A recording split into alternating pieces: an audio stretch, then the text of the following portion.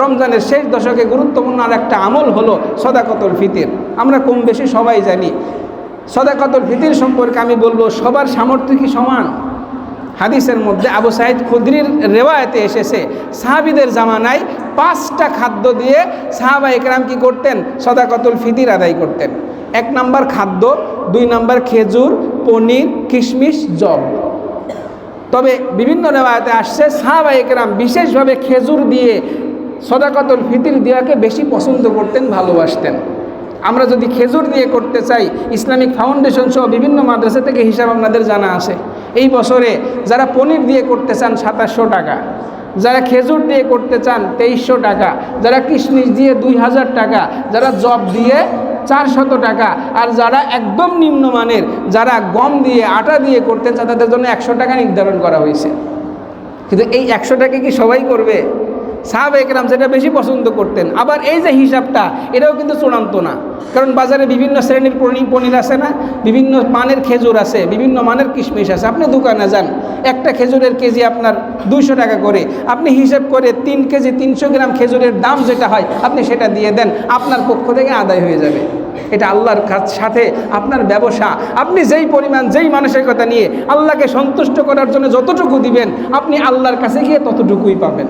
আমরা চেষ্টা করব আমাদের যার যতটুকু সামর্থ্য আসে, যদি খেজুর দিয়ে, কিশমিশ দিয়ে, জব দিয়ে, পনির দিয়ে দেই 3 কেজি 300 গ্রাম বা এর সমমূল্য, আর যদি আটা দিয়ে দেই 1 কেজি 650 গ্রামের মূল্য দিয়ে করলে আমাদের সদাকতুল ফিতর আদায় হয়ে যাবে। আল্লাহর হাবিব এইটাকে ফরজ করেছেন, ওয়াজিব করেছেন আমাদের জন্যে। বিনিময়ে কি হবে? আল্লাহর হাবিব বলেছেন, ইবনে ওমরের রেওয়ায়াতে আসছে, তুমাতুল লিল মাসাকিন, এটা দরিদ্রদের জন্য, যাতে করে ঈদের আনন্দ তারা উপভোগ করতে পারে, আল্লাহর হাবিব ফরজ করেছেন। আর রোজাদারের জন্য এটা কি? তুহরাতুল লিসাইম মিনাল লাগবি ওয়ার রাফাস। আমাদের রোজার মধ্যে কত ত্রুটি হয়ে গিয়েছে না, কত খোলা হয়ে গিয়েছে। আমাদের রোজা আমরা পারফেক্টলি হয়তো আদায় করতে পারিনি, কত ত্রুটি হয়ে গেছে। আল্লাহর হাবিব বলেছেন, যেই ব্যক্তি সদাকতুল ফিতর আদায় করে দিবে তার রোজা পবিত্র হয়ে যাবে, তার রোজা পরিশুদ্ধ হয়ে যাবে, আল্লাহর কাছে গ্রান্টেড হয়ে যাবে। সুবহানাল্লাহ। আরেকটা অফারের কথা ওই হাদিসের মধ্যে এসেছে, যদি ঈদের আগেই যদি সদাকাতুল ফিতর আদায় করা যায়, এটা যাকাতের সমমান মূল্য আল্লাহর কাছে হয়ে যাবে। সুবহানাল্লাহ। মান আদ্দা ক্বাবলা সলাতি ফাহুয়া যাকাতুন মাকবুলা।